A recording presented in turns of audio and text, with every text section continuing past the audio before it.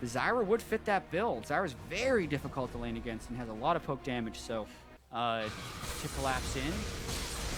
Oh, they get a stun. They chain it. That was a Blade Surge to a dead minion, so KFO actually closed the gap once again. The never move was perfectly placed from Hauntzer a few steps before his attackers. Yeah, KFO can also teleport in behind if they really want to secure this, and here it comes.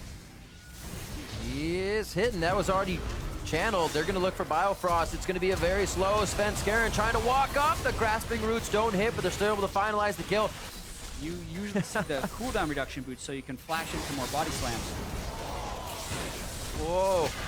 Oh, all nice right. Done. Good turnaround. Can't follow it up, but he does stop himself from going down. Flash ult used for Froggen on that Petrifying Gaze.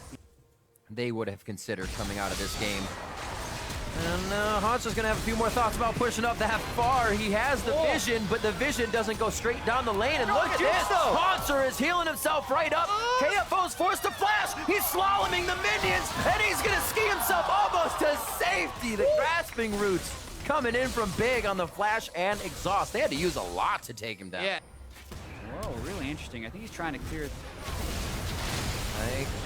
Zyra and Jhin ult. I like it. Clear, but they might. Oh my God, they're gonna get him! Oh, Svenskeren steps in range as Hauntzer just breaks the tether. The unlikely death almost became the one that took Hauntzer. And they've gone back and forth enough times that they're actually just kind of crushing down turrets now. Froggen left to fight the Sundisk in mid, and he said, I got a turret. But wait, we're losing the inhibitor now on the bot side. Froggen's actually gonna walk this one back. They may be able to get somewhat of a pincer, but it seems like he's giving that reroute away. Here, TSM actually isn't getting kills, but they're still in the lead because they're, like you said, working that rotation so well. Fox just doesn't even have the chance to engage as TSM says, peekaboo, we're in, we're out, and we took what we needed. Here, not even really deterred by the curtain call. Yeah. I mean, KFO is off defending. Okay. So, there's the Froggen ult. There's a follow-up. That's the long-range utility and crowd control they're looking for. Fox almost doesn't even have to enter the fight themselves. And they found a Svenskeren. Oh. This will be interesting. Echo Fox trying to make a play. Hauntzer would have to teleport in to save it, but Echo Fox doesn't have very good initiation. Oh. They have to flank if they want to trap them. You see a bit of what they have in mind there. The seedlings go out, you hit with the plant, and then you can actually get that Jhin stun and maybe follow up on it, but there's not much follow-up today. Yeah, but maybe when Froggen uses all his cooldowns, they'll go for a kill. This looks like an opportunity for a kill.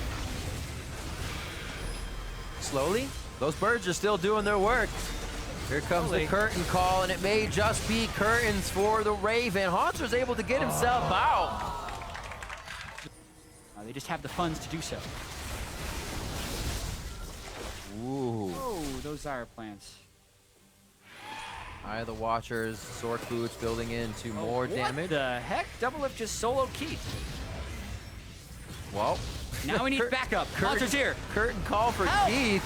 That was Doublelift's ultimate. Both summoners as well. He's trying to get that auto spacing on KFO and hard, but it's not going to work. Big on the side could go down. Hauntzer once again stays alive with the Ravenous Flock going out against his enemies. And they're back into the fight. Hauntzer dives through to try and get the fight in, but KFO takes him down. Svenskeren and the rest of the team are still going hard, but they're just doing it because they're in, and they have to stay that way. Bjergsen, the soldiers are out. He tries to shift away, but he goes down.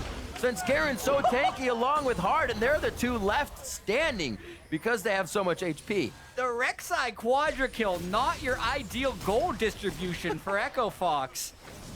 And I'm going to have to see that solo kill again. It did put Doublelift in a very risky situation because all summoners are up on Keith and Doublelift. But he sees Keith walking close, just pops Ghostblade, decides to go. Keith flashes in somewhat of a straight line. Culling takes him low.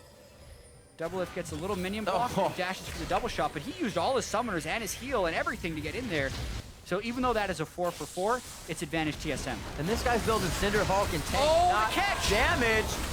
But I guess the catch doesn't matter if you're the first one with the aggro. Svenskeren has to rethink this situation, but still stays with the team, knowing they may have to get this Baron away from Echo Fox. They're gonna have to taunt, they're gonna have to bait, and they're gonna have to do their hardest. Yeah, this is still really dangerous though. All summoners are burned in the last fight, so look for the pick and look for Froggen to keep the zone out. There's no ultimate on the Cassiopeia. Baron's still at 7,500 health, so very interesting fight here. Doublelift still down for 12 seconds, 5v4. TSM's gonna have to turn away initially. The Soldier's doing so much damage to the backline. Keith and Froggen, the damage dealers, have to step out of the fight now. And Hard, being the tank, will not allow the rest of the team to get in there and do damage without being spotted. So, yeah. Finish your Locket. He had a Kindle Gem sitting right there. He could have straight up walled the Locket, but they catch Svenskeren again. The big roots for a big man, but they're able to turn it right around. There's no finalizing kill power right now on the Echo Fox side. And what happens then is everything gets turned around right back on you, and TSM are happy to take that fight. Every time they've tried to move towards this base, they're getting caught by something. Oh. Biofrost. Whew. Doublelift sacrificing his health. Save Biofrost as well. There's that fight between KFO and Hauntzer. That split is not working as well anymore. Or they get Froggen chunked down low and they teleport in to try and go right now. Oh, he's right on a slow though as he comes in. And it doesn't look like they'll be able to finalize anything on that. Hard in a bad situation here. I don't think he's going to be able to tunnel under. He does. Finds safe. Oh, he clicked this other tunnel. Oh, when you don't want to make a mistake, but you make a mistake and then you give the other team Baron, that's the possibility that's happening right now. Hard beta Spirit Viz. Yeah, that's not good. I think that's flat wrong from a build perspective. Oh, Hauntzer starting to body KFO a little bit. Oh, Biofrost!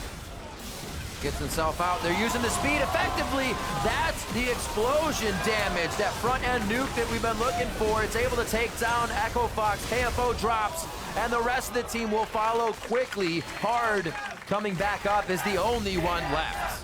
Yeah, instead of waiting around their defensive line of Cassiopeia and Zyra, they do try and make the play, which is something they've been trying to improve upon. Right. That was just not the right time to try and make a play. They also had an opportunity to kill Biofrost, but they were greedy for yet another kill.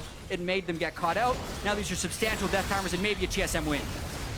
Hard says walk this way, but nobody's gonna follow that one. Team SOLOMID biting down now, looking for the win. 20 seconds left on the clock, and we know that is more than enough time to get onto these turrets, especially with 2 Mountain Drakes to take those objectives down. They're gonna be on to the Nexus, and what a heck of a series to end like this. TSM are gonna find the win over Echo Fox.